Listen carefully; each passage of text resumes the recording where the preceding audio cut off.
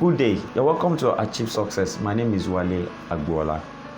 Today I want to discuss a very important title that will interest you and that you will like, and also will give you a good reason to continue to live.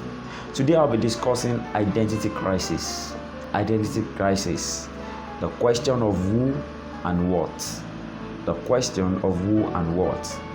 What is a description of position, stance or purpose? What is a description of position, your stance or purpose? Who is a description of personality, figure and vigor. Who is a description of personality. It's a description of who you are. Knowing who you are is what determines what you will become. Knowing who you are is what determines what you will become. Who you are is what you are.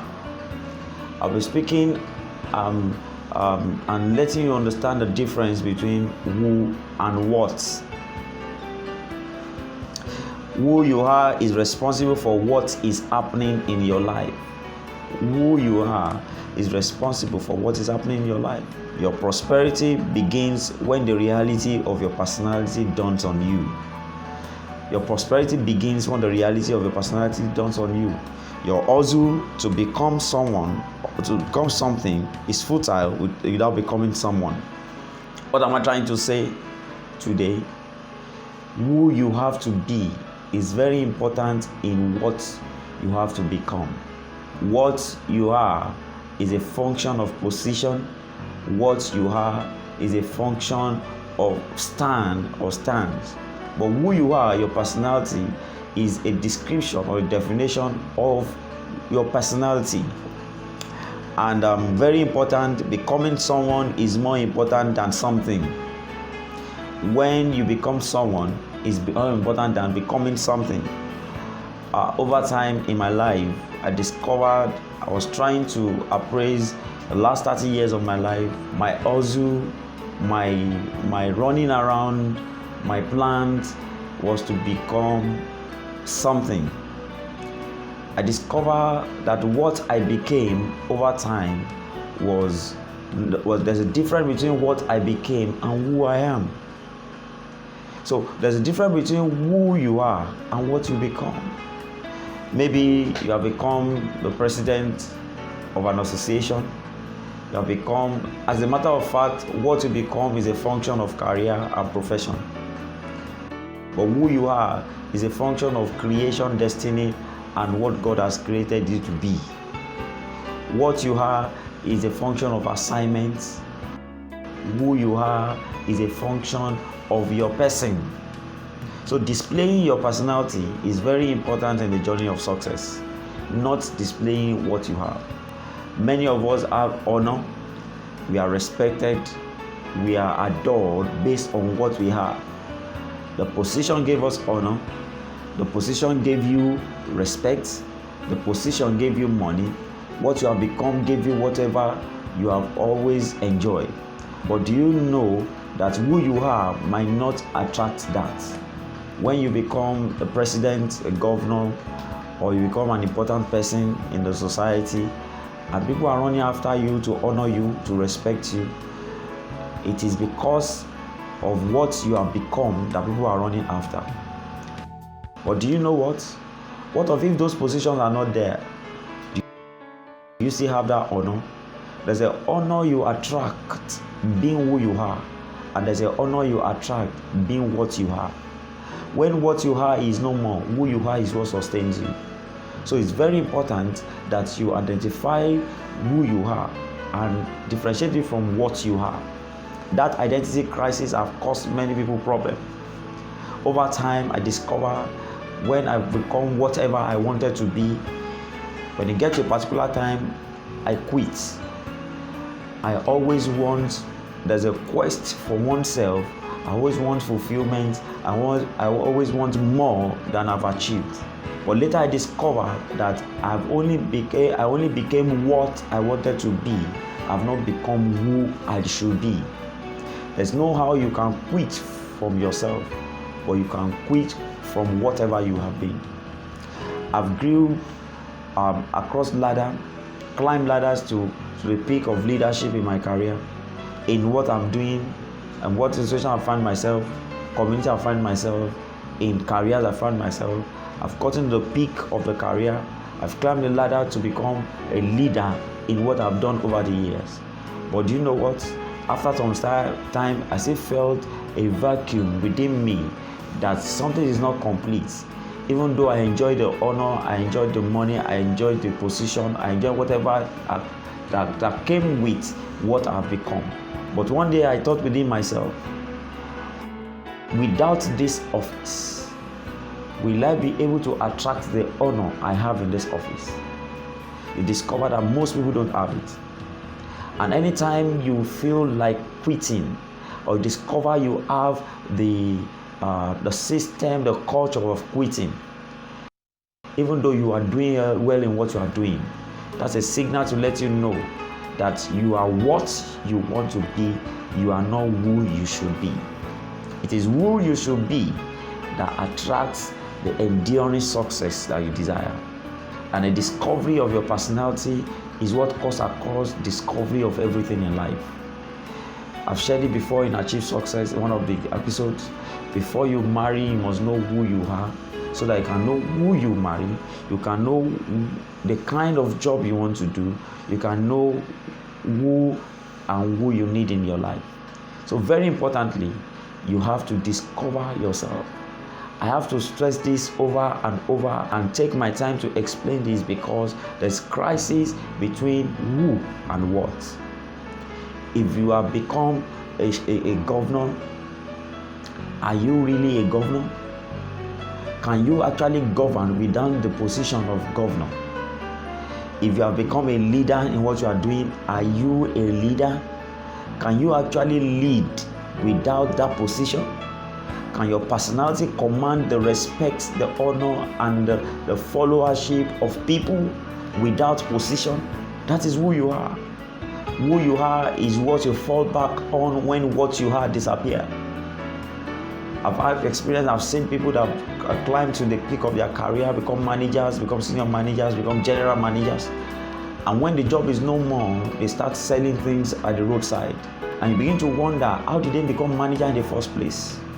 It was a position or connection or bureaucracy or policy that make them what they want to be. But actually, that is not who they are. I've seen rich people that at the end of the day become poor. When the economy was doing fine, they were doing fine. That means they were not actually rich in themselves. Riches was not in them, it was in what they were doing. And when the economy went back, they went back. So I want you to understand that there's who you are and there's what you are. And when you don't settle that crisis, you discover at the end of the day, you live all your life based on people's appraisal, on the future, on the position that was created for you. You don't have any created for yourself. Do you know the worst thing that happens to that? Even when positions are created for you and you become what you want to be, in most cases, you don't have opportunity of bringing your children into that your step, because that is not who you are. We have children of permanent secretaries in this nation, children of politicians, former politicians in this nation that are not doing well, that are poor, not because their father was not once rich, but because their father became what he wanted to be, and he didn't become whom he's supposed to be. And your children live by who you are, not by what you are. I'll be back after this break.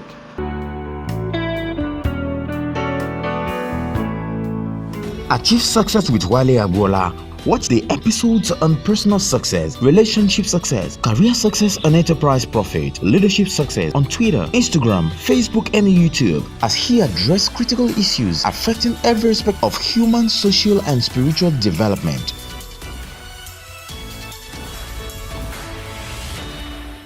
Welcome back. My name is Wale Agbola, your success coach. Today I'm talking about identity crisis, the question of who and what. And I was able to define what is who you are and what you are. But I want to say this: do you know who you are is responsible for what is happening in your life? Who you are is what is responsible for what is happening in your life. That means if you are not yourself, you will not be experiencing yourself. I want to ask you a serious question now. Who are you? I'm not asking you that what are you. Now, God called everyone by a name. What is that your name?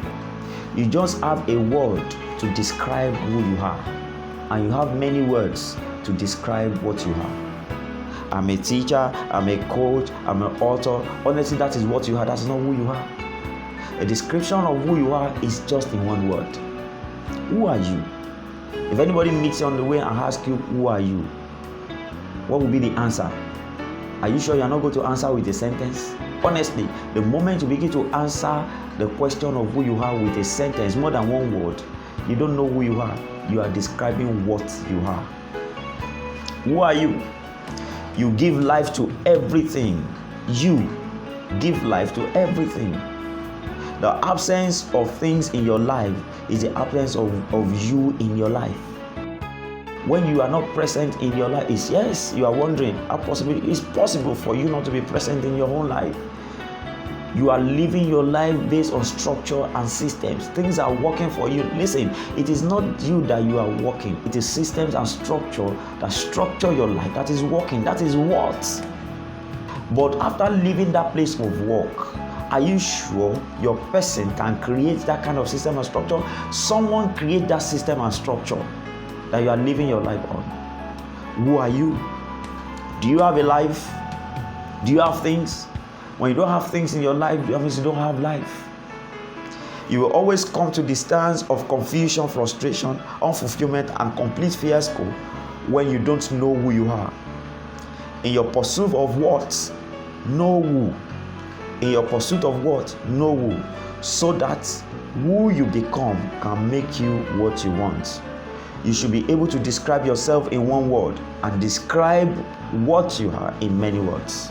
So look for the word that best describes who you are. And after that, you discover, you begin to live a meaningful life. I challenge you today to be yourself, to know yourself, so that you stop living to please people. I want you to understand one of the things you need to understand, especially if you are a pastor. When it comes to church administration and church management, I have this book written by me, Church Administration Management and Governance. This will transform your ministry. This will transform your church.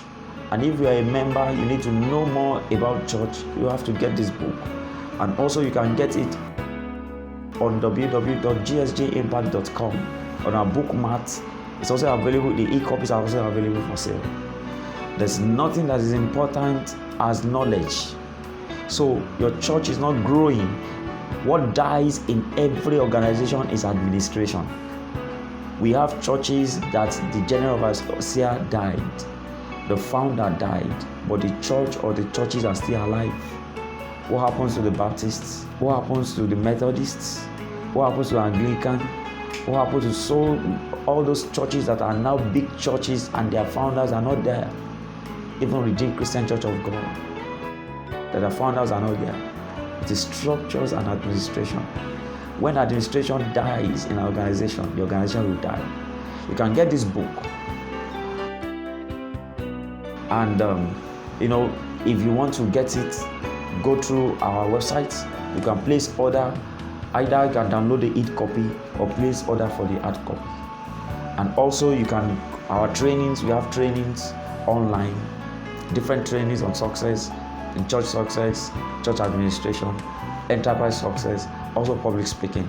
You can take advantage of any of these trainings and you discover that everything about you will change. Don't forget, who you are is very important than what you have. See, I'll come your way next time. I remain your success coach, Wale Agbola. Bye for now.